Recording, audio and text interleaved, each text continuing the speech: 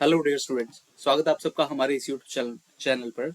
आज हम यहाँ पर पार्शियल डिफरेंशियल इक्वेशन के कुछ बड़ा बेसिक सा कंसेप्ट जो कि आप लोगों के पास 2 मार्क्स में क्वेश्चन पूछे जाते हैं जिस कंसेप्ट से वो आज यहाँ पर हम लोग डिस्कस करेंगे। एकदम सिंपल वाला ये टॉपिक है। अगर आप लोगों को ये समझ में आ गया तो आप लोगों के 2 मार्क्स श्योर हैं कि आप लोग यहाँ से 2 मार्क्स तो अपने लेकर ही जाएंगे। मतलब एकदम मैं बोलूँ ना, इजी वाला जो टॉपिक है वो ये है। क्लियर। पार्शियल डिफरेंशियल इक्वेशन में आप लोग जानते हैं कि अपने पास कुछ second order partial differential equation given होती है। जैसे ये आप लोगों के पास second order partial differential equation given है और हमें ये बताना होता है कि हमारे जो आंसर आएगा वो क्या हाइपरबोलिक आएगा, ऑपरेटर जो आएगा वो हाइपरबोलिक आएगा या फिर पैराबोलिक आएगा या फिर एलिप्टिकल आएगा। अब ये चीजें पता करनी हो, ये बड़ा ही मतलब खास टॉपिक है। मैं आप लोगों को बताऊं तो ये हम लोग कैसे पता करते हैं, कुछ न्यूमेरिकल के साथ डिस्कस करेंगे। तो सबसे पहले मैं आप लोगों को थोड़ा सा थ्योरेटिकल पार्ट बता देता हूं कि इसके अंदर हम लोग पढ़ने क्या वाले हैं। आप लोगों के पास जो second order partial differential equation होती है, second order partial differential equation, वो हमेशा ना कुछ इस कैटेगरी की होती है। R R plus S S plus T T plus F of X Y Z comma P comma Q equal to 0। हमेशा आप लोगों के पास सेकेंड ऑर्डर पार्शियल डिफरेंशियल इस कैटेगरी में होगी। अब यहाँ पर ये जो आर होते हैं, capital R, capital S, capital T, ये आप लोगों के एक कॉन्टिन्यूस फंक्शन होते हैं। आर कॉन्टिन्यूस फंक्शन, ठीक है, आर कॉन्टिन्यूस फंक्शन होते हैं। साथ में यहाँ पर अगर हमें हाइपरबोलिक, पैराबोलिक और एलिप्टिकल पता करना है, सिर्फ आप लोगों को एक कंडीशन के ऊपर फोकस करना है। वो कंडीशन क्या रहती है? वो कंडीशन कुछ इस तरीके से रहती है, S square minus 4RT। Clear. बस इतना सा काम है। हमें यहाँ पर अपना आंसर कंपैरिजन के साथ निकालना होता है। मैं आप लोगों को बता दूं, अच्छा, जिनको आर के बारे में, स्मॉल आर के बारे में भी जानकारी नहीं है उनको भी बता दूं कि स्मॉल आर हमारे पास यहाँ पे कर्ल स्क्वायर, यहाँ पे curl square you by curl x square रहेगा। एस जो स्मॉल वाला है वो हमारे पास curl square you curl x curl t रहेगा, या फिर ये भी लिखा होता है कभी कभी curl x curl Y. Clear. और आप लोगों के पास जो स्मॉल टी है, स्मॉल टी हमेशा अपने पास कर्ल स्क्वायर एक्स, अरे यार एक्स नहीं, u, curl square you by curl Y square या फिर curl square you by curl T square, इन दोनों में से कुछ भी हो सकता है। ठीक है, वो आप लोगों का डिपेंड करता है कि फंक्शन किस में गिवन है, एक्स और टी का कॉम्बिनेशन है या फिर एक्स और वाई का कॉम्बिनेशन है। कुछ भी कॉम्बिनेशन हो सकता है। ठीक है, वो डिपेंड करता है आपके एग्जामिनर के ऊपर। बट आर जो है, स्मॉल आर जो है वो फिक्स रहने वाला है। ये चीज है। एस तो आप लोगों का ये रहेगा, या तो टी की जगह वाई आएगा या वाई की जगह पे टी आएगा। और स्मॉल टी क्या रहेगा? Curl square you by curl Y square या फिर curl square you by curl T square. ठीक है, ये रहेगा। अब हमें हमेशा यहाँ से अपनी कैपिटल आर, कैपिटल एस और कैपिटल टी, इनकी वैल्यूज हमें निकालनी पड़ती है कंपैरिजन करके इस इक्वेशन के साथ, हमेशा। क्लियर। इस इक्वेशन के साथ जब आप कंपैरिजन करेंगे फिर आप लोग अपना आंसर लिखते हैं कि हाइपरबोलिक है, पैराबोलिक है, एलिप्टिकल है। कैसे पता चलेगा? एक बड़ी सीधी सी कंडीशन है, ये रहती है। पैराबोलिक तब होता है जब आप लोगों के पास s square minus 4RT is equal to 0 आ जाए। एस स्क्वायर माइनस 4RT अगर 0 आ जाए, ठीक है। एलिप्टिकल रहती है एस स्क्वायर माइनस 4RT जब आप लोगों का लेस देन 0 आ जाए। और ऐसे ही सेम हाइपरबोलिक रहती है if S square minus 4RT आप लोगों का ग्रेटर देन 0 आ जाए। क्लियर, ये कंडीशन है यहाँ पे क्वेश्चन को सॉल्व करने के लिए। अब बहुत सारे बच्चे ना पेपर में कंफ्यूज हो जाते हैं कि भाई कैसे हम लोग करें। कभी कभी वो कंफ्यूज हो जाते हैं कि लेस देन 0 के केस में एलिप्टिकल आने के, मोर देन के केस में एलिप्टिकल आने की बड़ी कंफ्यूजन होती है। तो मैं आप लोगों को बड़ा एक सीधा सा एक मतलब मैंने एक ट्रिक सोची थी कि यार शायद इस तरीके से हम लोग अगर करेंगे तो बड़ा इजीली कर लेंगे। देखो, पैराबोलिक के लिए तो बहुत सिंपल है, क्लियर है कि आप लोगों का इक्वल टू 0 आना चाहिए पैराबोलिक के केस में। लेकिन अगर हम लोग अल्फाबेटिकली सोचे जरा, है ना, अल्फाबेटिकली, यहाँ पर ई होता है, यहाँ पर एच होता है कि नहीं? और यहाँ पर मतलब अगर मैं अल्फाबेटिकल ऑर्डर लिख रहा हूँ, ए यहाँ पर आएगा, एफ यहाँ पर, जी यहाँ पर, है ना। तो अगर अपने पास ई यहाँ पर होता है लेफ्ट साइड पे, लेफ्ट साइड पे, अब लेफ्ट साइड पे दैट मीन्स यहाँ पे मान लो भाई ये अपना 0 है, तो ये किस साइड पे है? नेगेटिव साइड पे है ना। और ये जो अच्छा है ये पॉजिटिव साइड पे है। तो मैं इस तरीके से मैंने याद करा था, हाइपरबोलिक के केस में आप लोगों की एस स्क्वायर माइनस 4RT की जो वैल्यू आती है वो पॉजिटिव आती है।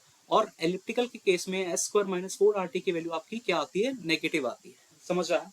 नंबर लाइन में जैसे बनाते हैं, अल्फाबेटिकल ऑर्डर में जैसे बनाते हैं, मतलब यार ई अगर पहले आता है ना तो नेगेटिव नंबर भी पहले आते हैं। तो एलिप्टिकल के केस में आपके पास यहाँ पर एस स्क्वायर माइनस 4RT की वैल्यू नेगेटिव आनी चाहिए। एच की वैल्यू हाइपरबोलिक के केस में आपके पास एस स्क्वायर माइनस 4RT की वैल्यू पॉजिटिव आनी चाहिए। तो ये थोड़ा सा बेसिक सा फंडा है याद रखने के लिए। पैराबोलिक के केस में आप लोगों का इक्वल टू 0 रहने वाला है। अब सम को सॉल्व करते हैं हम लोग के कैसे सॉल्व किए जाते हैं। बड़े ही वन लाइनर सम होते हैं, मैं आप लोगों को बता रहा हूँ। सबसे पहले तो आप लोगों ने इसका कंपैरिजन करना है। कंपैरिजन किसके साथ करेंगे? कंपैरिजन हम लोग करेंगे आर आर प्लस ये एस हो जाएगा, ये एस हो जाएगा, प्लस ये प्लस लिखा, ठीक है, plus capital T small T equal to 0। उम्मीद है आप लोगों को कंपैरिजन पता चल रहा होगा कि किसका किसके साथ हो रहा है। अगर कंपैरिजन इसके साथ हो रहा है तो आर की वैल्यू अपने पास क्या आ जाएगी, 4 आ जाएगी। एस की वैल्यू, कैपिटल एस की वैल्यू अपने पास यहाँ पर 4 आ जाएगी। कैपिटल टी की वैल्यू यहाँ पर 1 आ जाएगी, क्योंकि यहाँ पर तो कॉफिशिएंट इसका जो है वो 1 ही। अब यहाँ पे हम लोग फाइंड करेंगे S square minus 4RT। Check करते हैं कि सिर्फ और सिर्फ एस स्क्वायर माइनस 4RT का आंसर क्या आता है। एस स्क्वायर माइनस 4RT ये बन जाएगा 4 स्क्वायर माइनस 4R और T, ये बन गया। अब 4 का स्क्वायर करेंगे 16, 4 इंटू 4 करेंगे 16, so this is going to give you 0। अगर ये 0 आ रहा है दैट मीन्स ये वाला जो आंसर आएगा इसका that will be your parabolic. तो अपना आंसर ये क्लियर हो गया, पैराबोलिक।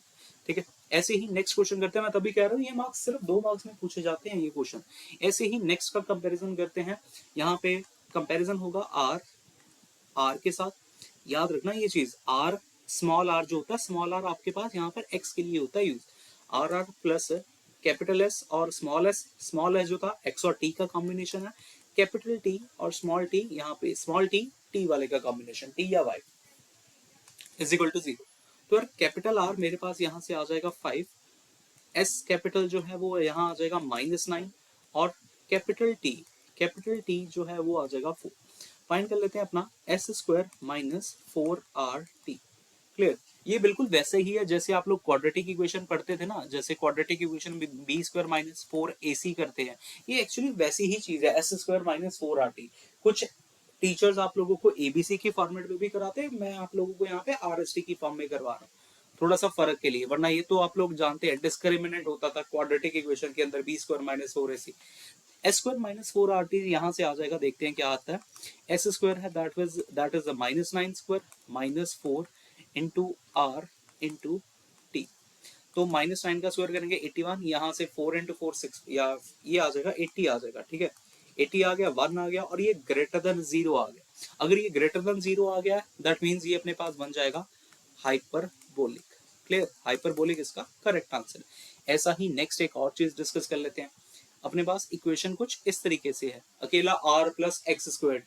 फिर से वही बात मैं बोलूंगा, आप लोगों का जो कंपैरिजन है वो कंपैरिजन किसके साथ होने वाला है? कंपैरिजन आप लोगों का R R plus S S plus T T plus F of something, ये इक्वेशन होती है। वैसे यहाँ पे पी कॉमा क्यू भी आता होता है, वो पिछली वाली टर्म्स में सभी में मिसिंग था, वो मैंने वहां पे लिखा नहीं, बट प्रॉपर हम इस तरीके से लिखते हैं, इसके साथ कंपैरिजन करते हैं।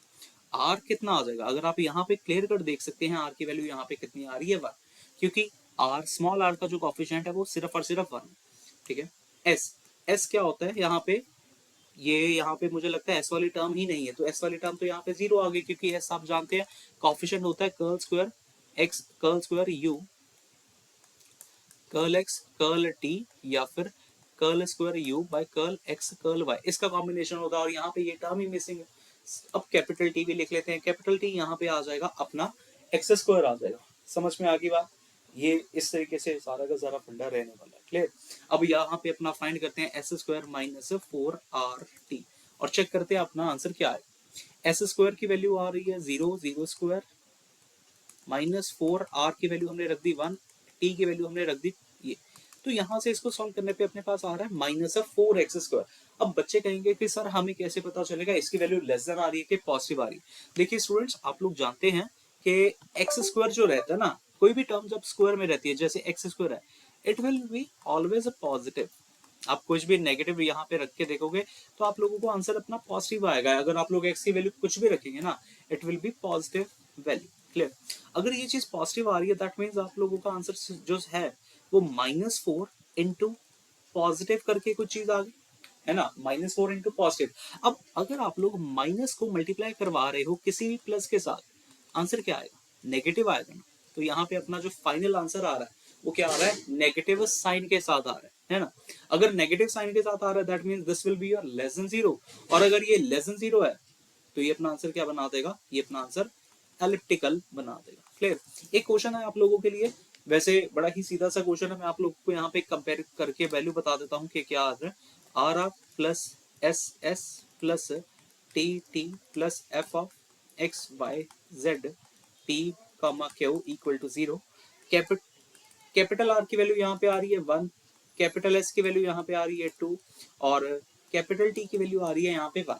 आप लोग अपना आंसर मुझे बताएंगे कमेंट बॉक्स में कि आप लोगों को इसका आंसर क्या मिला। अगर आप लोगों को समझ में आ गया तो आप लोग बड़ा ही इजीली निकाल सकते हैं आंसर आप लोगों का क्या आएगा। ठीक है, मिलते हैं नेक्स्ट पार्ट में जहां पर और समझ हम पार्शियल डिफरेंशियल इक्वेशन की मैं आप लोगों के लिए लेकर आऊंगा। इस प्लेलिस्ट के अंदर जाइए, प्लेलिस्ट के अंदर बहुत सारा पार्शियल डिफरेंशियल का कंटेंट पड़ा हुआ है। 2 प्लेलिस्ट यहाँ पे डिस्क्रिप्शन में गिवन है, आप लोग वहां पर दोनों की दोनों प्लेलिस्ट देख सकते हैं। ये आप लोगों के सिलेबस रिलेटेड ही है। उम्मीद है वीडियो पसंद आई होगी, वीडियो को शेयर करना मत भूलिएगा, लाइक करना मत भूलिएगा। मिलते हैं नेक्स्ट पार्ट में। Have a very good day जी, take care, thank you so much.